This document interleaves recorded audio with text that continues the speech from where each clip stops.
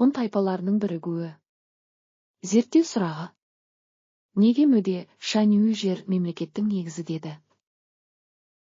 Бұл сабақта біз картадан ғұндардың аумағын анықтаймыз. Ғұндардың тұрмыс тіршілігін сипаттаймыз. Жазба деректер сыр шертеді. Ғұндар хуннулар Еуразия тарихында маңызды орын алады. Орталық Азиядан шыққан жауынгер көшпелілер шығыс пен батыс өркениеттеріне бірдей әсер еткен ірі өзгерістердің себепшісі болды. Ғұндар туралы ең көп мәліметтер Қытай авторларының еңбектерінде кездеседі. Себебі ғұндар бірнеше ғасыр бойы Қытаймен шекаралас өмір сүрді. Қытай деректерінде ғұндардың қоғамдық құрылысымен қатар шаруашылығы да сипатталады. Қытай жазба деректері.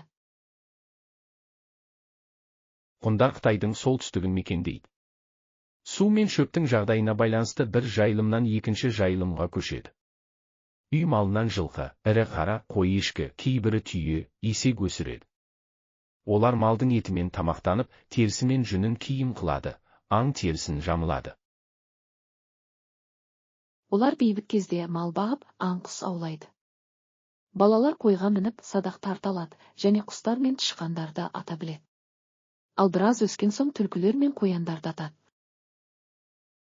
Жылқы ғұндардың тұрмыс тіршілігінде ерекше рөл атқарды. Солтүстік жерлерде суық ерте түсіп тары себуге де қолайсыз болса да, ғұндардың жерінде тары егіледі.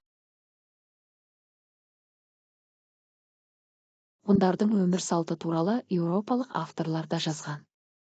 Рим тарихшысы Амиан Марцелин ғұндарды, олар ертелі кеш ат үстінен түспейді. Маңызды істер туралы кеңесетін болса, кеңесті де ат үстінде отырып өткізеді деп сипаттаған.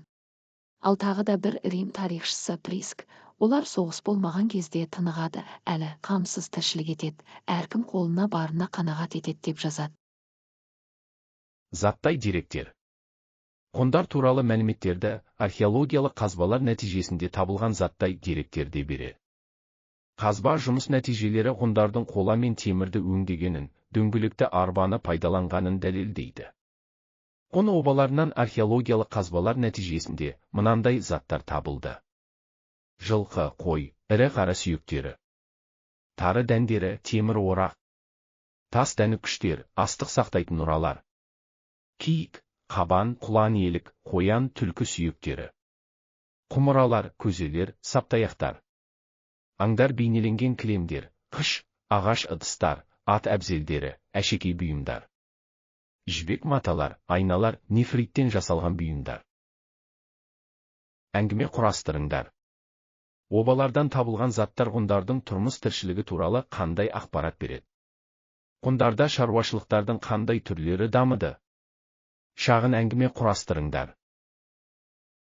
Кескін картамен ғұндар солтүстік Қытай, Моңғолия, Байкал көлінен Ордос үстіртіне дейінгі өңірді мекендеген.